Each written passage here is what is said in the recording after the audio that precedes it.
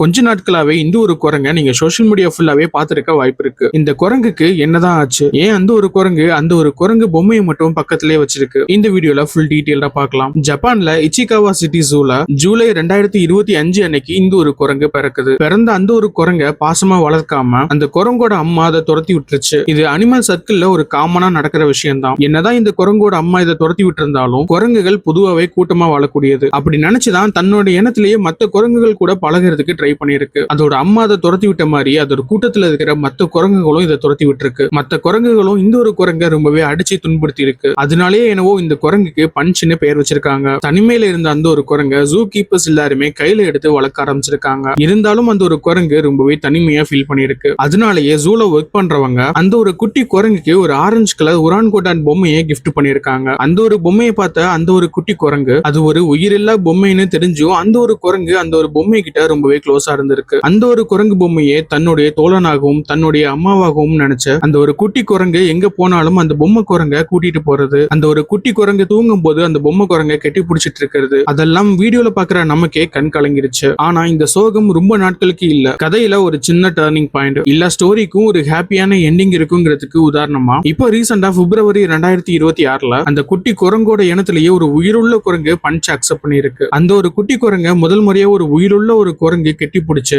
முடிகளை கிளீன் பண்ணி கேர் பண்ணிருக்கு. இந்த ஒரு விஷயத்தை அனுபவிக்கும் போது பஞ்சுக்கு எந்த அளவுக்கு சந்தோஷம் இருக்குமோ அதே அளவான சந்தோஷம் பாக்குற நமக்கும் இருக்கும்.